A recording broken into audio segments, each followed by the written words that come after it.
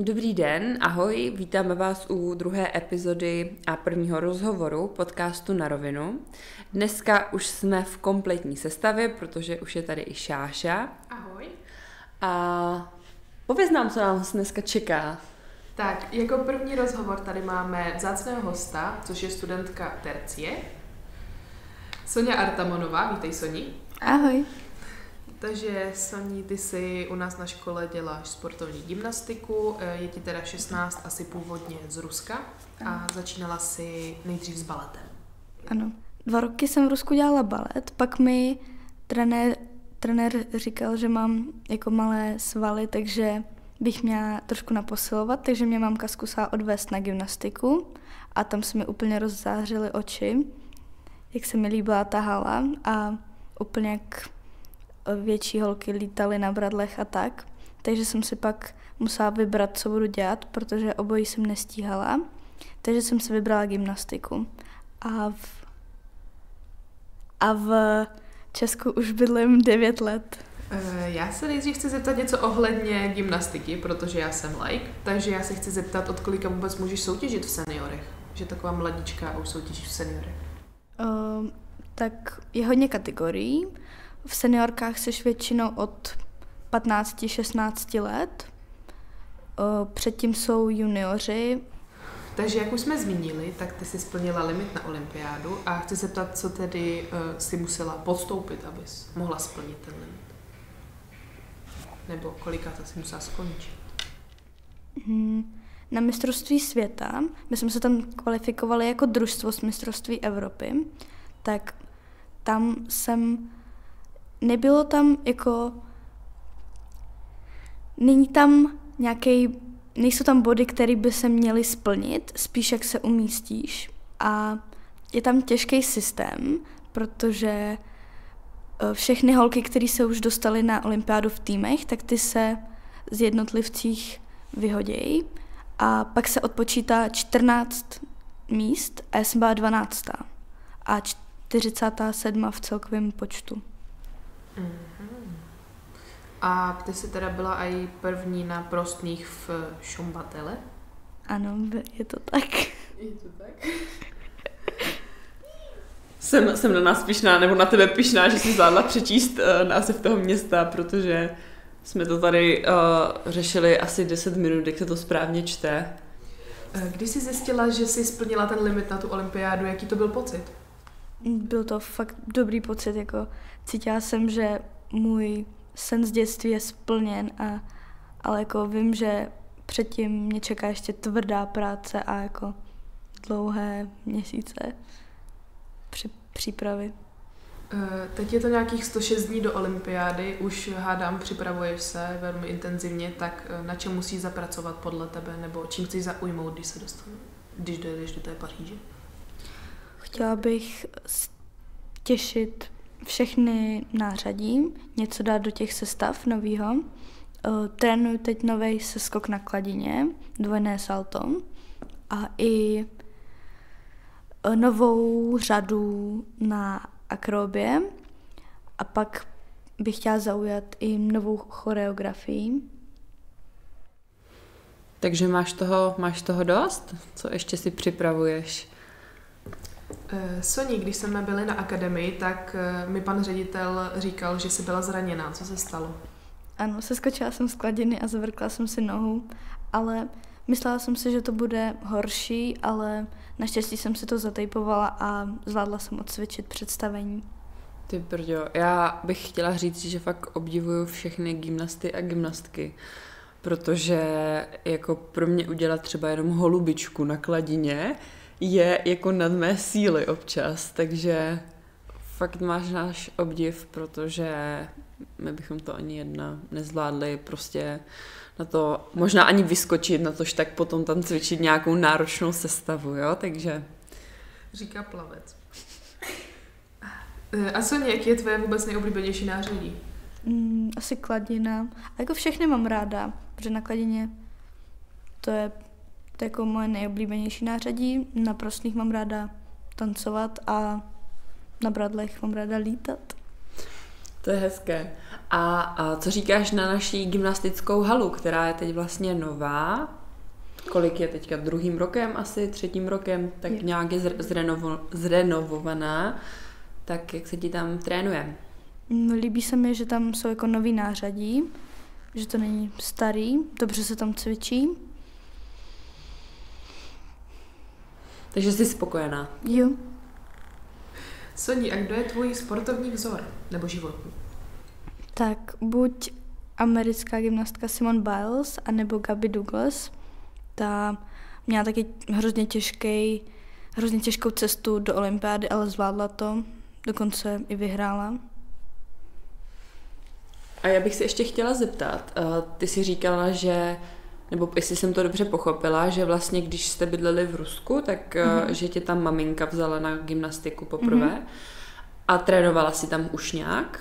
Jako Nebo si až měsíc a uměla bys porovnat rozdíl třeba v přípravě toho tréninku tady a potom v Rusku, jestli třeba náročnost těch tréninků se liší nebo přístup? Moc si z toho nepamatuju, ale tady je to určitě jako dobrý a vyhovuje mi to tady. Moc si toho tam nepamatuju. Dobře, ale děkuju. A já se chci zeptat, když už teda jsme v té škole, tak jak stíháš teda studium, jestli ti to vyhovuje, jak je to tady nastavené? Je to hodně lepší než normální škola. Je to dobrý, že jsou ty rozvrhy dělané pod ty tréninky, ale pořád mám pocit, že trošku nestíhám, ale nějak to asi zvládám. S učitelama se musíme domluvat na termíny do psání testu, když je nestíháme. Někteří s tím spolupracují, někteří zas ne, ale to nevadí. Takže říkáš, že většina učitelů se ti teda snaží vycházet vstříc a když už jsem se ptala na to, jak se ti cvičí v té gymnastické hale, tak ty jsi tady i na intru a vidíš v tom taky nějakou výhodu, že vlastně máš v podstatě jako to, kde bydlíš, školu, zároveň tam, kde chodíš trénovat, tak vlastně všechno to máš jako v jednom areálu a můžeš v podstatě si dojít na trénink v papučích prostě. Jo, právě to i dělám, že jdu na trénink po chodbě. Mně se to hrozně líbí, že to je celé v jedné budově, takže to je dobré. Usnadňuje ti to práci potom, šetří to čas, že? No a ještě před podcastem, než jsme začali nahrávat, tak jsme se Soňou bavili, že mají i balet samozřejmě v rámci přípravy. A baví tě balet? Bavil by tě třeba, kdyby ses mu věnovala samostatně, kdyby to nebyla součást gymnastické přípravy? Celkem mě to baví, je to elegantní, ale přišlo mi to trošku jako nudný, že potřebovala jsem něco víc. Tady jak je i gymnastika, i část toho baletu, kde můžeme ukázat v těch prostných, v těch sestavách, tak mi to přesně vyhovuje. A baví tě prostné, když v nich máš v podstatě nejlepší výsledky, pokud se nemýlím? Jo, hodně. Jo. A já se chci ještě zeptat k té olympiádě. Protože to je to hlavní, podle čeho si děti všichni pamatují. Já se chci zeptat, jaké jsou tvoje ambice. Jedeš tam s tím, že to prostě vyhraješ všechno? Budu se snažit. Já jsem se vždycky chtěla dostat jako do finále na kladině, na olympiádě.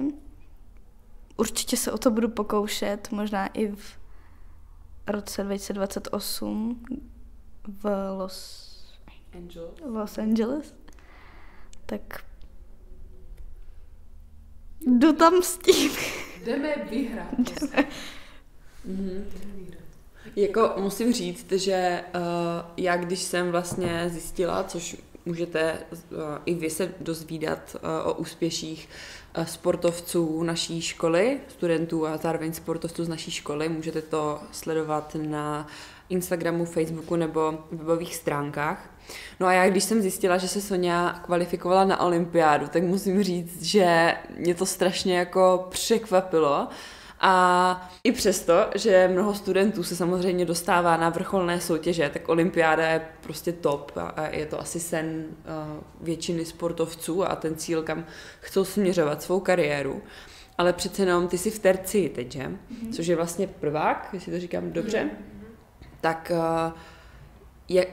jaký to je jako pocit vlastně už takhle v mladém věku se kvalifikovat na úplně tu nejvyšší soutěž, protože samozřejmě, když se tě Šáša ptala, kdy začíná kategorie seniorů v gymnastice, tak si říkala od nějakých 16 let. Takže gymnastika není sport, kde prostě jako 30leté gymnastky asi žádné neznám. Nevím, jestli jsou nějaké takové. Je jedna taková legenda, jmenuje se Čusovitina a pořád jí 50 let, myslím, má i děti a pořád skáče a dostává se do finále. Ty brďo, tak to je výjimka, která potvrzuje pravidlo, ale jinak to jako není asi běžné, že by prostě třeba ve 30 Většinou letech... to je tak do 24. No a jaký to je prostě pocit už takhle v mladém věku se dostat na tu vrcholnou soutěž, kde ty jsi vlastně nejmladší z českého olympijského týmu, kdo se tam kvalifikoval. Tak... Je to hustý pocit. Fakt jsem nečekala, že by to mohlo být jako už teď na tady tom mistrovství světa. Jsem za to hodně ráda. Jako hodně jsem dřela a držu, takže je to hustý. Takže je to ta odměna za tu držinu, jo. A jedeš na tu olympiádu jako s pocity, že spíš to chceš brát třeba jako zkušenost a potom si tady z toho odnést věci, které zlepšit případně do té další olympiády, anebo už teď tam jedeš prostě s tou vizí toho, že jak se ptala Šáša, že to prostě vyhraješ. Tak zkušenosti určitě musí být. Já se těším hlavně i na tu atmosféru tam, že jako vůbec to zažít všechno. A chtěla bych jako tam ukázat ty nové prvky, co trénuju. A byla jsi už někdy předtím v Paříži nebo ve Francii? Jo, 2krát, když jsem byla menší, jako když mi bylo 5 let nebo nějak a před rokem minulý léto. V Paříži přímo byla. Jo. A jak se ti líbí Paříž? Mně se moc líbí, jako fakt to je krásný. Eiffelovku mám hrozně ráda. A můžeš si vzít sebou někoho na tu olympiádu, nebo pojedeš vyloženě sama s trenérkou?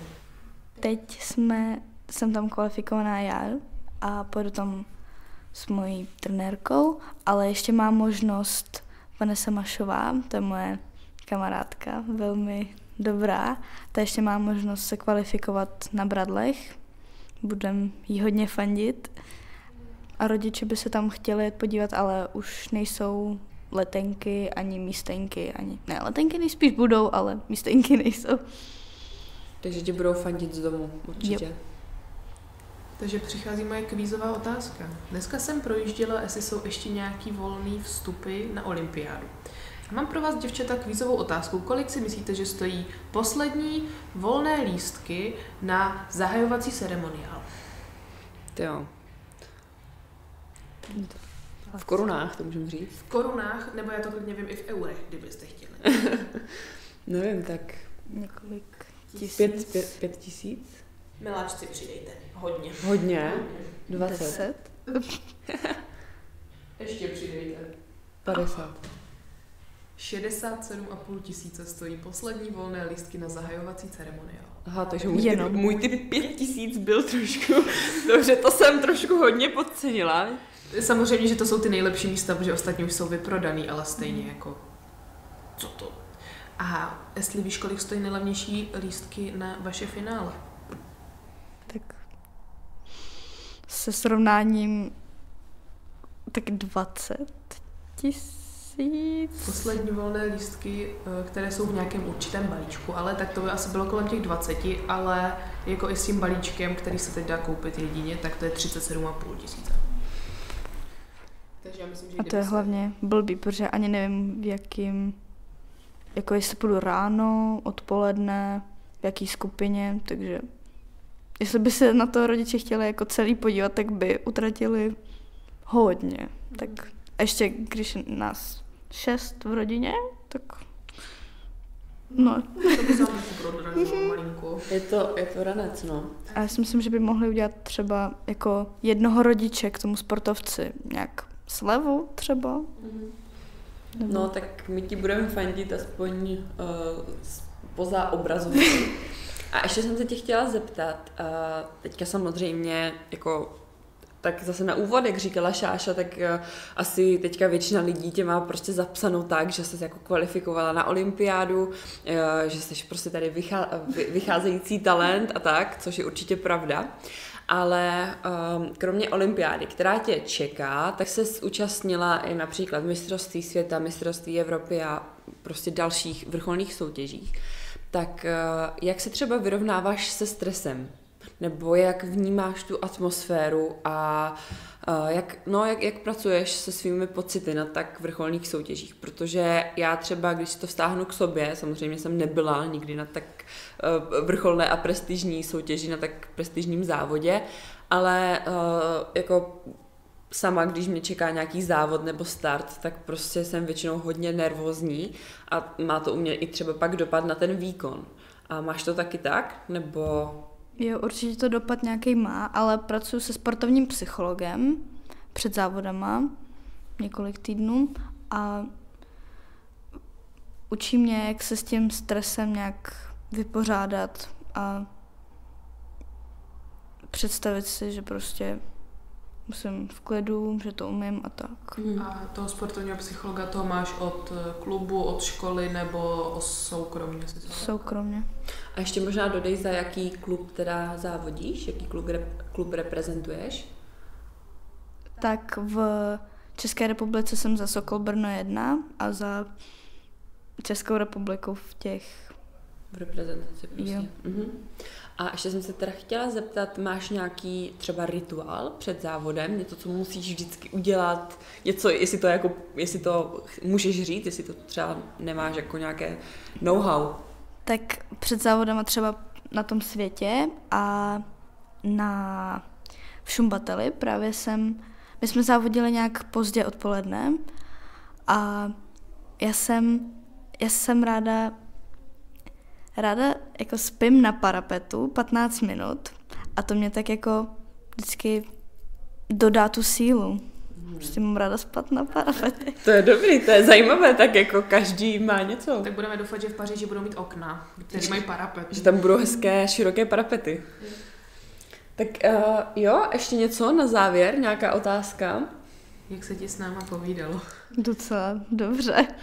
Začátek byl těžký, ale rozpovídali jsme. Tak bývá u všeho. Když jsem se Soni ptala, jestli by s náma ten rozhovor udělala, tak mi řekla, že jo, ale že nesnáší dávat rozhovory. Takže jsem ráda, že jsi nakonec teda přišla, že jsi s náma rozhovor udělala. Uvidíme, jak to potom budeš srovnávat, protože my si tě určitě vememe i po olympiádě, si tě odchytneme. Tak jsem zvědavá, jestli budeme furt jako top rozhovoři, anebo ne. Rozhovoři. Máme krásnou češtinu, ano. Tak my doufáme, že se vám tento díl líbil. Je to první rozhovor, víme, že máme ještě možná určitě co zlepšovat a na čem pracovat, ale musíme nějak začít, takže tak. Moc děkujeme, Soni, že jsi na nás udělala čas. Taky moc děkuju za takovou zkušenost. My taky děkujeme, doufáme, že jste se i vy třeba dozvěděli něco zajímavého, co jste nevěděli, no a budeme určitě všichni moc Soni držet palce. Děkuju. Taky děkujeme. Ahoj.